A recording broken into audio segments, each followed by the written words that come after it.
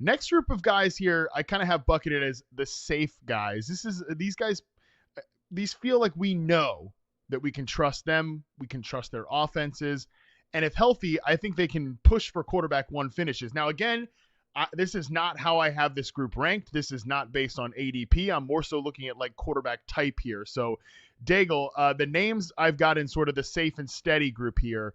Patrick Mahomes, who is QB6 in consensus rankings. Dak Prescott is QB10. Brock Purdy is QB12. Baker Mayfield is QB7. Justin Herbert, QB13. Jordan Love, QB17. Jared Goff, quarterback 16. So do you kind of agree that these are pretty much known products, or is there anyone here you think maybe does not belong in the group?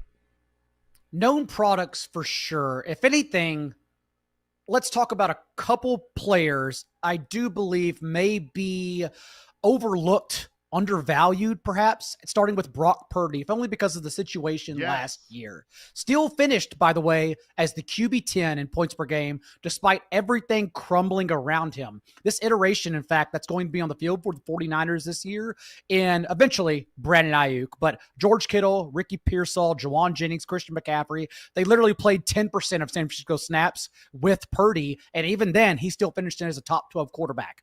Any ball knower and film watcher like yourself, Matt, you can attest it was definitely Purdy's best season of his career so far, even though he didn't have all of his talent. And so now we're talking about everyone being healthy, Trent Williams included, and playing what projecting as the league's easiest schedule for the 49ers. So I think this is where, as we argued throughout the offseason about Christian McCaffrey being an elite pick at the back end of the first round, loving Pearsall and Jennings as undervalued wide receivers, and George Kittle as an elite tight end, it all also trickles down to the conductor of this offense, and that is Brock Purdy for fantasy this year. Oh man, I'm really like dangerously Purdy pilled. I've always kind of liked Brock Purdy, but I just really had a blast watching him last year. He's kind of become a little bit of like a Tony Romo player to me, which maybe that's going to be sacrilegious to some folks, but I think he has stylistically some similar traits. Like he does definitely try to write some checks that but his arm can kind of cash him, man. He's not the most talented, guy in terms of arm strength, but he is aggressive. He pushes it, and he just showed a lot more, I think, improvisational ability last year, ability to play in chaos. He's not just a guy that kind of colors in the Shanahan lines. And it was really his work as a runner last year that I think was extra inspiring. 0.8 EPA per designed rush last year.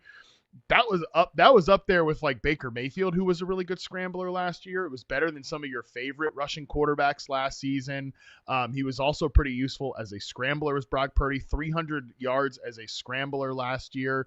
Very solid in that regard, 12th among quarterbacks in scramble yards last season. So he's not obviously the runner that some of these other guys are at the top of the position, but like he might be kind of in the Joe Burrow bucket, or maybe even actually a step ahead of Burrow as a runner. And while this 49ers offensive ecosystem, of course, still has questions, you mentioned Ayuk, who Adam Schefter told us today, or I believe Kyle Shanahan told us today that he expects Brandon Ayuk to could be back by week 6. So that's sort of the estimated return right now for a guy like Brandon Ayuk, which I don't think is shocking to see. He might not be back till week 6. Significant knee injury he's coming back from, but I love Ricky Pearsall. I think Brock Purdy and Ricky Pearsall's connection really took off by the end of the year. Juwan Jennings is a nice solid player. George Kittle and McCaffrey are healthy right now. So I don't know. I have Purdy ranked as a top 10 quarterback, and he's somebody I end up with often in later quarterback builds.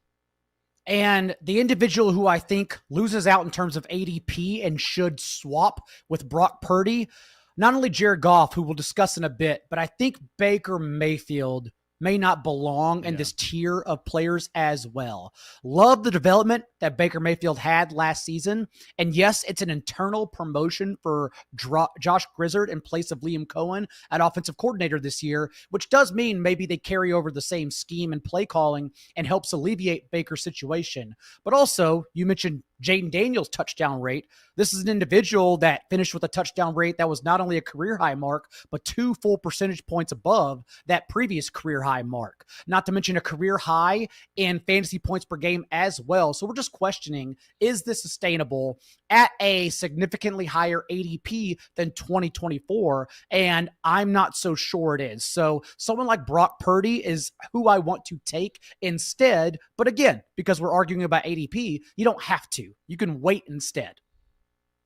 Right, totally. And it's not that I'm all out on Baker Mayfield this year. It's just the ADP, which you mentioned, which in Yahoo League's 60th overall ADP on Baker Mayfield as the QB7 in consensus rankings. I still have him as a QB1, 12th in my quarterback rankings, but that's a significant divergence from where he goes. So I really don't end up clicking Baker Mayfield very often. And Daigle, to the point of what last year was from, just an efficiency perspective, the Buccaneers offense was top 4 in points per game, EPA per play, and success rate. And I'm not saying that this group is going to be the 2023 unit, because I think the offensive line is much improved. That's a big reason, along with Liam Cohen, that the unit was what it was last year. In addition to, okay, now they have Bucky Irving. They didn't have Bucky Irving before. Now they have Emeka Egbuka, making that wide receiver room even deeper, along with Jalen McMillan in year 2. So again, I'm not saying they're going to go back to 2023, but in 2023, this Buccaneers offense was 20th in points per game. They were 27th in success rate and 17th in EPA per play. So even if they split the difference, and still more positive in the splitting the difference between what this offense was in 24 and what it is going to be in 23, with a left tackle that might miss multiple games and Tristan Wirfs to start the season, yeah, that would be pretty problematic for a guy like Baker Mayfield going in the top 60 picks in Yahoo leagues. And he's one of the last quarterbacks who will actually talk trash to opposing defenses. So we need him to sustain this production and be good to keep football fun. I do also want to pivot to another player you mentioned, because I get why you did it, but a lot of people are not discussing someone like Jordan Love in this range. And I think you did so correctly. I'm actually very excited to see what the Packers offense will become this year, because Matt LaFleur was hired in 2019.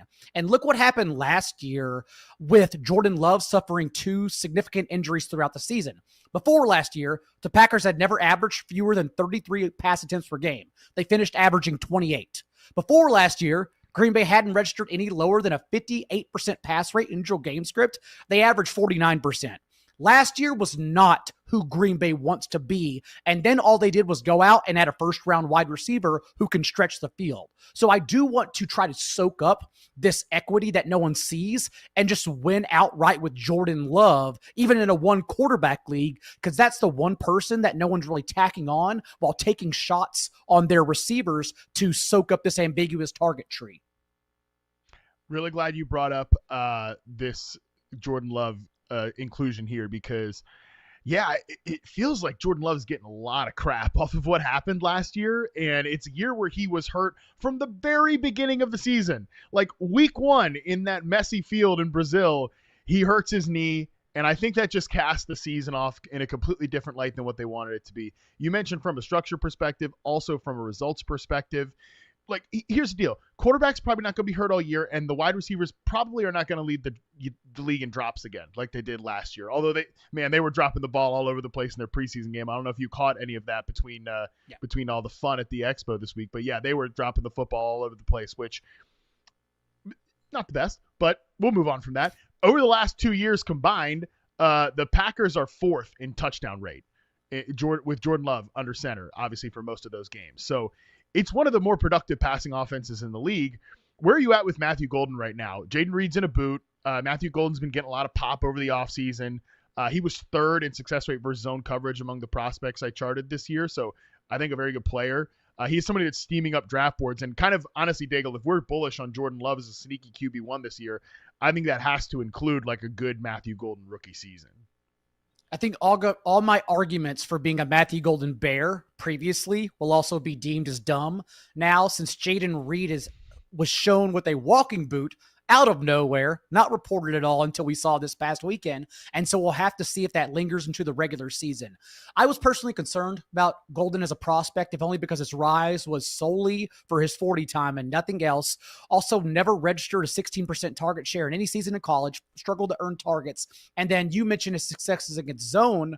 Pro Football Focus at least charted his yards per route run against man coverage as the lowest in 2024 among any receiver drafted, anyone in this year's class. And the league has for 5 years in a row now run more zone coverage. We know that's the way it's headed. More deep safeties to defend against deep shots and deep plays. So, but I still like when my college receivers when I'm writing up profiles actually can separate when you leave them one-on-one. And so even in being a speedster, I have still personally struggled about Golden having the highest ADP among all the Packers wide receivers. But then again, as you said, we're still banking on Jordan Love and what we expect to be a pass-heavier offense. And Jaden Reed now may be removed for a little bit, along with Christian Watson, who may not play at all this year. So I think ultimately after this podcast, I probably will teach myself to get higher on Golden, especially since you mentioned his zone stats. Yeah, worth noting, Jordan Love did have his thumb taped in practice today, but not a big level of concern at this point. Just, of course, injuries, baby. We're back. So the success rate versus zone was definitely the strength of Matthew Golden's reception perception profile. His man coverage, 68.5%, is a 44th percentile mark in reception perception, which is not like 44th among all prospects ever. It's among prospects that I have charted. So that's worth like the contextual element when we're talking about this. But so I'd still put it as kind of like it's average-ish for him, but he can definitely rip it downfield. And you mentioned like how heavy zone coverage the league is right now. So it's important for the fact that he is that style of zone coverage beater, especially on the routes where the Packers were not winning last year, which was a lot of the deeper routes down the field. Other than Jaden Reed, like Jaden Reed was the only one getting open down there. So prior to this weekend, before the Jaden Reed walking boot situation, Daigle, I had it as these guys were in the same tier, but Reed was multiple spots ahead. Now I think until we get more information about Reed, I'm basically going to keep it same tier, but flip and have Matthew Golden ahead. And just a guy that you should draft, honestly. At this point, you should just take him because he goes so late in Yahoo leagues outside of the top. Both Emeka Egbuka and Matthew Golden, both guys I think you should be taking, still go outside the top 115 picks. So you might as well just go ahead and get your shots on those guys. Round one players who are at a discount because of ambiguous situations. So if we're high on the Packers passing game, I think we got to be higher on some of these guys that go way, way later. I mean, Golden, Tucker Kraft, even Jaden Reed when he's healthy. I like that you called out Jordan Love. Is there anyone else in this tier that maybe you have some skepticism about? Again, the safe and steady type players. Two players that come to mind. One is someone that's going to be shoved as a top 7, top 8 quarterback, and I would have been all in along with everyone had his situation stayed the same.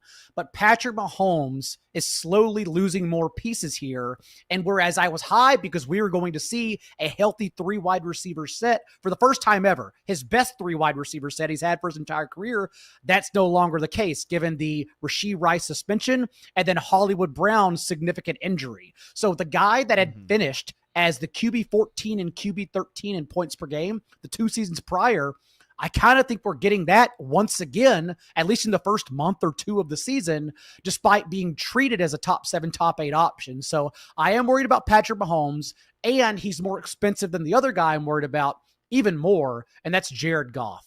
The last show we did together, I talked about Jared Goff, just the entire environment being completely different, losing Ben Johnson for John Morton, who hasn't called plays since 2017, losing his entire interior offensive line, including an all-pro center and Frank Ragnow. And that's been Jared Goff's numbers, is that when you compare the EPA per play, the pass rate, everything, yards per attempt drops when he's under pressure compared to standing upright from a clean pocket. And I think they're going to be under stress quite a bit this upcoming year, given that they no longer have Ben Johnson to free Jared Goff and make him have immense success. So I'm very much worried about Jared Goff, fresh off career highs and touchdowns and touchdown rate, and do believe he instead should swap with Jordan Love, honestly, go in that mid-range, low-end QB2 spot when that's not how home leagues are treating him at all, instead drafting him as a top 10 quarterback.